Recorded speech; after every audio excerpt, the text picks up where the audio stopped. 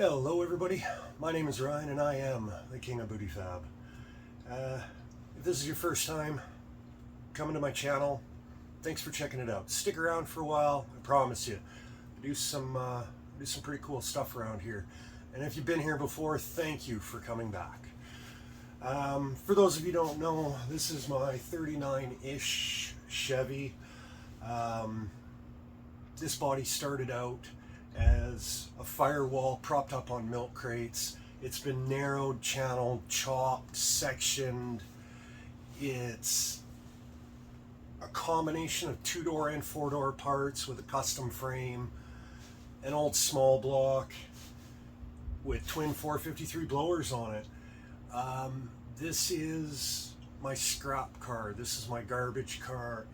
Almost everything on here was destined for a scrap bin by somebody. I'm trying to build this car as cheap as possible with as many cool features as I can, and some things just because I haven't seen it done or I felt like it. This car is meant to be fun, and I'll tell you what, I'm having a blast building it. I've been feeling down for the last couple of months. I herniated a disc in my back and I haven't been able to do a whole lot of work, but I tell you what, right now I'm feeling pretty good. Feeling better than I have been. I'm moving around a little bit better. I still hurt, but I'm taking advantage of it. So spending a couple of days out in my beautiful tarp garage. It's not even raining today. So stick around for a bit. We're going to try and cram as much work into this video as we possibly can. My daughter's going to come out here. We're going to do some bead roll in. We're redoing some floor structure. We're going to try and get a bunch of work done on the firewall. I promise you, there's some good stuff coming up today. But do me a favor. If you haven't yet, subscribe to the channel. It would really help me out.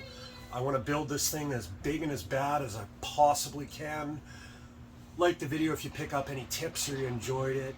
And drop me a comment, give me some feedback, do the whole YouTube thing, because I tell you what, I enjoy every minute of this. But it's enough talking today. Let's just get at it. Well, I guess first things first. I had the start of a subframe in here before, and it's in an older video. You guys saw me hammer that together, and I was never happy with it. And I came out into the yard the other day and I scavenged for metal every time we go out in the truck. And I found what was a patio table. It was bent, it was smashed, there was no glass, but I brought the metal home. And yeah, when I came out here today, that's the first thing I did. It had some bent sections. It's lower profile, so instead of notching out a bigger box tube, this tube is actually the exact height I needed to sit on the frame. No more notching. This is going to be stronger, it's going to be cleaner, and honestly, I am a whole lot happier with it now. Everything fits pretty good. You'll notice it's not the camera. This is narrower at the front than it is at the back. And that is because I don't need the room up here, but out back, if I were to measure, I measured up this diff, and the pinion is actually an inch offset to the passenger side, which means my drive shaft is getting dangerously close to the tunnel over here, and I need every inch I can possibly get. So pure function here, it needs to be wider at the back. Next thing is this opening here, the transmission, I'm setting it up so that I can pull it through the floor. I'm going to cut away in a second here to the new plan, but this transmission is not staying. We will be getting a stick, and the current plan is to build a bell housing and put in a 2-wheel drive Toyota tranny from an early 90s Toyota pickup. Realistically, even with these blowers up here, I'm not expecting more than about 250 horsepower. Toyota Trans is going to hold up just fine, and I get to build a bell housing. So I'll cut away right now to that. So basically what you're looking at here is a factory Oldsmobile bell housing followed by the Oldsmobile blueprint. This is the transmission side of a Toyota bell housing, and the exact same outline done up as a blueprint with dimensions and what I've come up with. Now, Advanced Adapters makes this bell housing. It's around $500 US, comes with a few extra bits, but I can build this for 10% of what I can buy it for. And worst case, if I completely mess it up, it doesn't work at all, I'm not really out much money, and I can go out and buy the Advanced Adapters one anyways. I think this is going to be an excellent trans option for what it is. It gives me a deep first gear and an overdrive. Now here's the thing. I could spend a bunch of money, I could get a GM transmission, but realistically, prices have gone through the roof. Somebody offered me up. It's either a W or a G series transmission. They share a bell housing. They share a bell housing with an AX5 out of a Jeep or a Dakota as well. They're a good transmission. You know, they take a serious beating. And for what I'm doing with this, it's going to work just fine. I run Toyota drive shaft in it to the Nissan drive or U-joint in the back. I think it's going to work. The floor structure, this is a little bit undecided. I'm probably going to finish up at the end of this video up to this point. I'm ordering up some riv nuts and a big installation tool because this entire middle portion here, this is all going to be removable. Everything's going to be accessible from the top. I want to be able to work on this car, but it is definitely cramped quarters. I got size 14 feet. It's going to get tight for them with 3 pedals in here. I'm going to have to put the gas pedal up on top of the tranny hump. But I'm going to make it happen because, well, it's like everything on this car. I want to stick. Now, one of the things that always kicks my butt because I get way ahead of myself, I have absolutely no patience, is sometimes I forget what's going on or I build parts before I'm ready for them. In this case, this notch here to clear my distributor cap, I needed the notch. And I came out here today and I was horrified. I didn't have room for this. And what it was is when I was moving around everything, I took the bar out that was holding up the tail end of the transmission. I had it blocked up, but I didn't have it blocked as high as I did when I cut that notch. So tech tip, pointer, something to remember in the back of your brains. If you're doing things like that, when you build a notch, make sure that you have that set to the right height. 1.5 inches there, I thought I was going to have to cut my firewall back apart, but I put an angle finder on it. Everything's where I want it to be. We can move on. But it's also important to look at it from every angle. You can kind of see here. You can see, if I center up here, you can see how far offset that pinion is.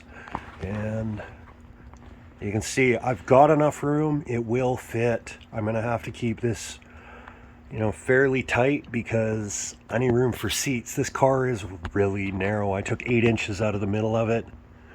I'm going to pay for it. Now that I'm putting seats in, it's not going to be roomy. Not in the width, at least. But, yeah. Come out to your vehicle sometimes. Stare at it from every single angle possible. Look at everything I spend. There's nights where I'll come out for 3-4 hours at a time and do nothing but stare at my car. Look at it from every single angle, picking apart everything I've done. And I redo a lot of work. And no regrets, because sometimes I wouldn't know if it fit or not until it's built. But, yeah. I'm getting excited. Putting a floor in this is going to be a lot of fun. My daughter's looking forward to it. She's been begging to get on the bead roller.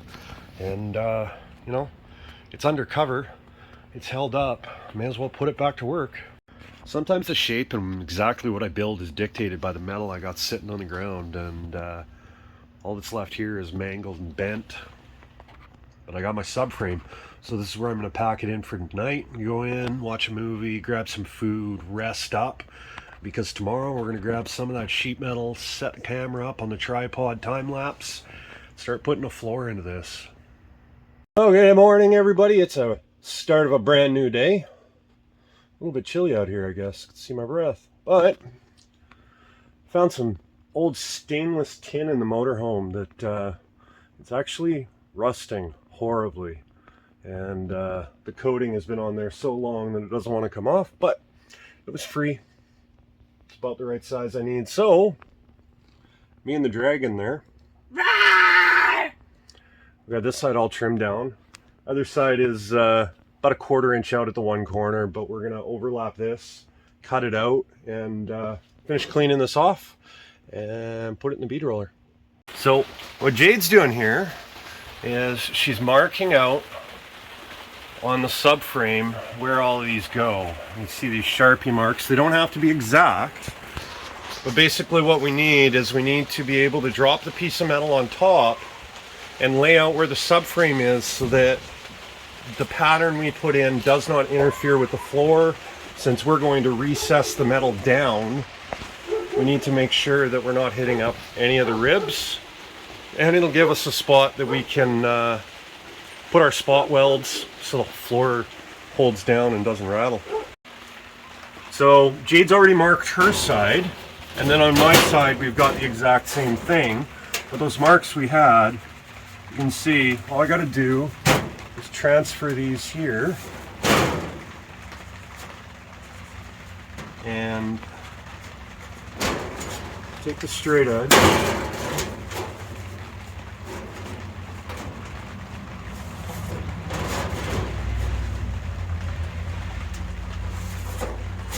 and now we know that this is exactly where the subframe is. Anytime I'm doing anything like this where we're going to need spot welds or we're going to need to know exactly where the clearance points are, it's super handy. I mean, we could go back through and we could mark in that we know that this offsets in 3/4 of an inch or 7/8 of an inch or whatever. Same thing here. This piece is 1 1/4 inches wide, so we know that 1 1/4 inches in from there, we could finish this out and draw the whole, we'll probably draw the whole rest of the pattern. And that way we can just measure our offsets. If we wanted to do a simple dropped in area, we know that this is where it has to go. And then I can go back with a drill and I can put my holes through here. And that way, if you hold it down, we can spot weld everything like a factory floor would be. And we get rid of all that in the car. Well, it doesn't look like a whole lot. You can see I got lines everywhere.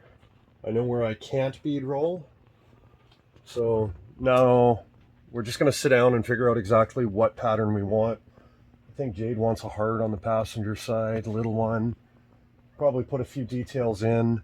We're going to avoid big recessed portions here. This is where the seats are going to sit. So it'll have some structural beads, just so that it gives it some strength and a little bit of rigidity, you know, a little less tinniness. Up here is where I'll do any of the actual fancy stuff, because I don't want this dropped down. I don't know exactly where my seat bolts are going to end up yet. So I want to make sure that I have the maximum amount of space all at this level. I don't want any of it sunk down. Here, nothing there matters. If it's sunk down, I can do whatever patterns I want. But since we have our guidelines, we're going to mark it all out and yeah, make those panels sit up on their own.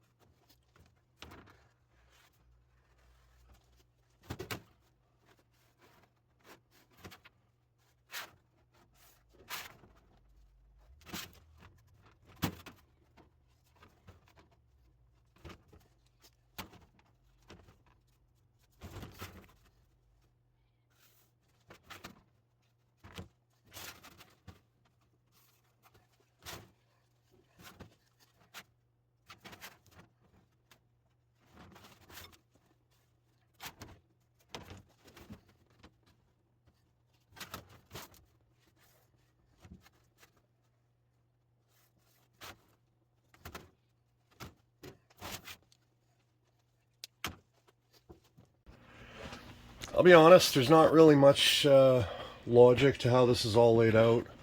My daughter really wanted a heart on the passenger side, so I told her we'll work a heart in. Other than that, I like triangles. You know, I like when all of these portions are rounded out. Use a socket. It makes it a little bit easier to bead roll as well. So basically all I'm going to do is I'm going to copy essentially the exact same thing onto the driver's side floor minus the heart. That'll just be on this side. I'm going to copy all of this in the back section here. Just a series of lines, maybe 1.5 inches apart, filling up that whole panel. And yeah, and then it's over to there. So I'm not going to be the person that says I use all these dies the way they're meant to, but using the tipping die up top, and I wanted to make sure that I could get into all the corners of my design. So this die on the bottom. One of the things I do recommend is take a scrap piece of metal, draw out a pattern, run yourself a test. Now, the 3 and the 3.5 is how many turns I made of the handle from this starting point so that I could compare. I'm using, this is the exact piece of metal that the floors are cut out of, so this is a direct comparison. And I like to do this every time I'm working on something. If I'm worried about a design, having corners too tight or not enough room, or I'm worried about stuff like that, it's a whole lot better to use a little piece of scrap than it is to mess up an entire floorboard in one shot. Plus, I can do them separately, compare them side by side. We've decided that we like it a little bit deeper, so we're going to go with the 3.5 turns. And it's important to keep track of that stuff. If I'm starting with the handle here and every time I uncrank it 3.5 turns, I know I'm 3.5 turns back down to where I want to be on the metal. So yeah, I've run my test. I've got my dies tightened down. I've set my spacing where I like how that comes out. Nothing left now but to make it happen.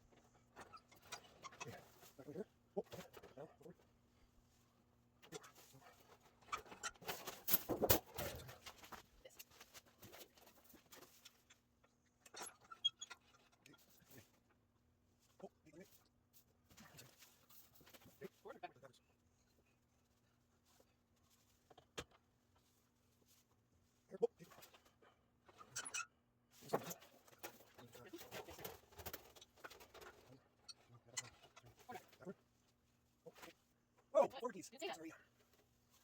Sorry, I thought one more. Oh, that's it. Backwards, please.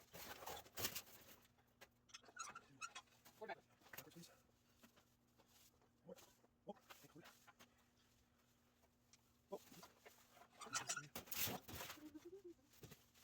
sorry. Backwards. Nice and easy. Oh, okay, forward.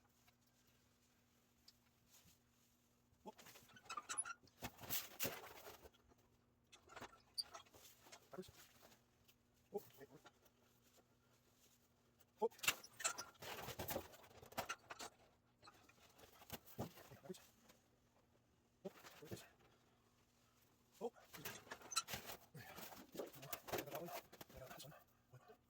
Forward, so, let me do these. I'm going to try. There's the grinder center stroke. I know, I'm fighting that. I'm thinking if we start here, maybe we'll go this way, and then pull the point and just spin it 90 up there, spin it down there, and it's this whole like up and down every time. It's killing me. I'm thinking, what's that? It's going to work perfect whenever you have the corner. But also, it's something I don't know. It's not perfect. So I think first shot. I'm going to try to do the left. 1, 2, 3. Backwards, please. Oh, okay, forward. Oh, okay, forward. Oh, okay, back up. On, okay, forward. Oh, okay, forward. Oh, okay, I can't do that function with the, so I'm gonna have to. Okay, backwards. Oh, forward. Oh, yeah, slowly but it's okay, backwards. Oh, okay, forward. Oh, more. Okay, okay, forward. Oh, I'm just like you. Let's take right here. Backwards. Oh, forward, please. Let's go. Okay. Oh, more. More. Okay. Here. You want to try and re-roll that? Just this here? It's a ways off. Yeah, let's try and re-roll that.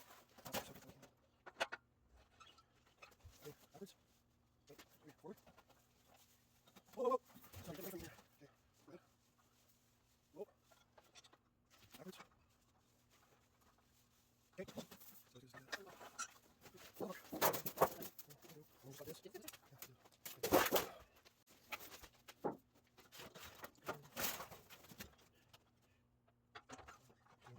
Okay, backwards, please. Whoa, come on. Okay, forward. Oh.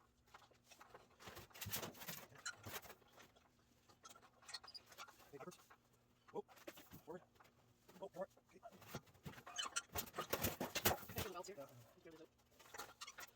Okay, backwards. Oh, forward. Oh. Nice. Okay. Backwards, please. Oh, forward. Oh. Backwards. Oh, forward, please. Oh. Backwards, please. Oh, forward. Oh. Backwards, please. Oh, forward. Oh. Yep. Backwards. Oh, forward. Oh. Backwards. No. Can't remember. That's okay, forward. Slow, please. Nice and easy. Okay. Oh. Which that one we'll do? That one and then just beads on this one. Okay. I'm going to do beads all the time, so we'll Flip to the other one and we'll swap the next. Okay. Forward. Oh. Okay. Backwards. Nice and easy. Oh. Nice and easy. Oh.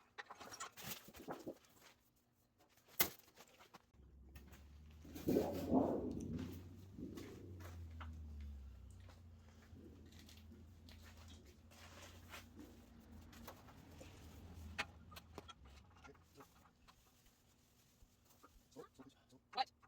In a minute, busy. What? No, no. Fine. Whoa, whoa. Sorry, stop. Please slow. Whoa, whoa, whoa. Please slow. Oh, hold it. Okay. Slow. Whoa, slow. Okay, whoa. Okay, good.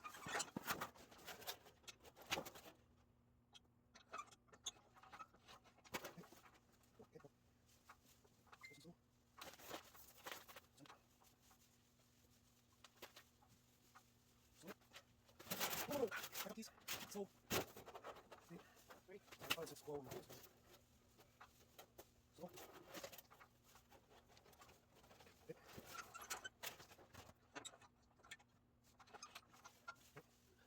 Slow, slow, slow, slow.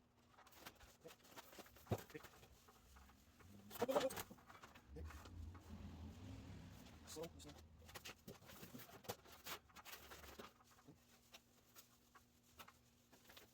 Slow.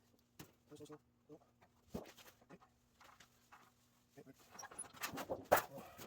This round again. I'm ready. You should help more. Okay. Okay.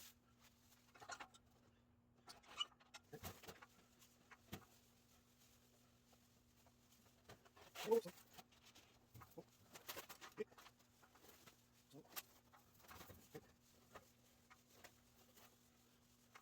So, oh, hey, no, hey.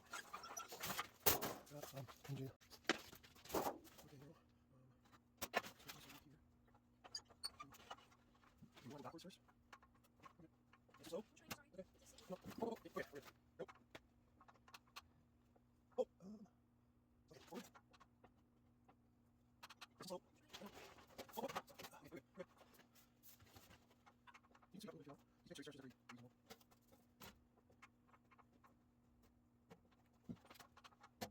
So, now, you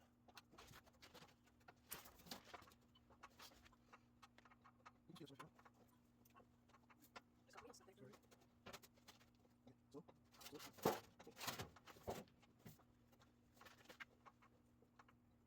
Okay, so, oh, okay. Okay, backwards. Oh, okay, forward. Oh, oh, sorry, touch it. Hey, oh, stop. Okay. Oh, be there. I'm sorry, what's stopping the jam? Is it really short on okay? Okay, reverse. Whoop. Okay, forward. Slow, slow, slow, slow. Whoop, be there. There's one side. Right? So this one now. Not in chest. Right? Okay, reverse. Whoop. Okay, forward. And sorry. Jump. Nice and easy. Slow. Slow. Okay. Okay, left side. Okay, oh.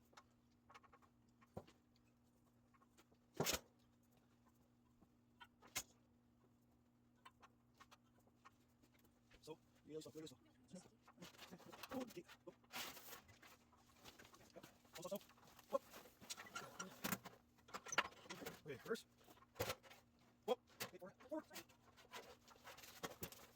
Almost there. Almost there. Oh. Nope. There. Oh. Okay. Oh. Wait, we still got one spot here to do, and then we're good. Okay. Wait, got it? No. Alright, good.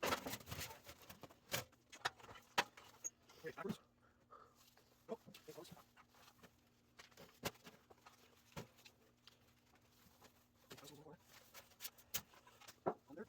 Okay. Nice and easy. Okay. Easy, rest of your just You just doing something. Hold on. you're doing easy. Oh, through. That's Yeah, what's up? Yes. Ready? Okay, back. Okay, forward.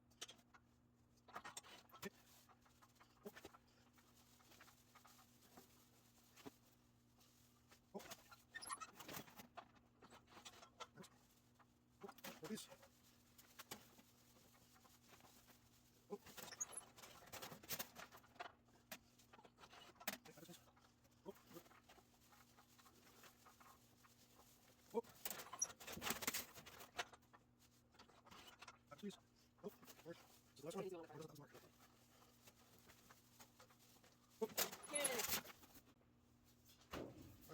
let's grab some. Well, guys, I got a couple of floor pans. Now, I got a little bit of cleanup to do. Some of these sharper points, I'm going to go in with a hammer and dolly and a chisel and fix a couple of the sharp points. I'll be honest, I'm a little bit rusty. It's been a while since I've bead rolled much, but I'm happy with how it's coming out. Now you can see, if you've never bead rolled anything, you can see this panel's not straight anymore. I got to go in and fix it a little bit. You can deal with that pre-stretching it with the English wheel, but I'm pushing metal a lot of different ways here, and honestly, I may have made it worse on a panel like this just pre-stretching it, since I'm bead rolling in every different direction. There's a chance I could have made it worse, but I can shrink and stretch a little bit of the edges. I can get this to relax down. Plus, once this is all clamped down and I've got plug welds, we've kept these marks, so this will be plug welded down the subframe down there, same on the other side, and I can weld the entire perimeter. This will all get clamped down, welded out. This floor will be flat when it's done. It's just not right now, but I'm super happy with what we got going on here, and it's definitely a constructive way to spend a weekend. Okay, and that's where we're going to leave this off, guys. Man, I've had so much fun. I love bead rolling, and one of the biggest drives was when I asked my daughter what she wanted to do on the car. She wanted to break out the bead roller, and she was a huge part of this. And she wanted a heart in the floorboard. I mean, she got her heart. The driver's side floorboard, what's embossed into it is actually my former shop logo. It's kind of special to me. I mean, you've seen it in my bead roller. It's on my English wheel. I fit it in here and there, and I thought it was kind of fitting to go there. I mean, the shop isn't around anymore, but it's definitely a big part of me, and it was my entire life for a long time. So it's pretty cool that I've got it in there. Nobody will know what it is, but for me, it's a big deal, and really, that's what these cars are all about. It's building them for yourselves. I am super happy with the progress I made this weekend, and I've lined myself up to do a whole lot more. I can start working on the front of the floor pan. I got to get the firewall put together, but yeah, for now, I wanted to thank everybody for tuning in, spending some time with me. I know all your time is valuable as mine, so I mean, the fact that you're spending some of it with me that's awesome. Thank you. If you haven't yet, do me a favor, subscribe to the channel, push the little bell thing, I don't know, do the whole YouTube thing, drop a comment, like the video, share it around. This is more what I want to do. I love doing these videos, so I hope you picked up some tips or you enjoyed yourself. And other than that, have a great night, guys, and I'll see you on the next one.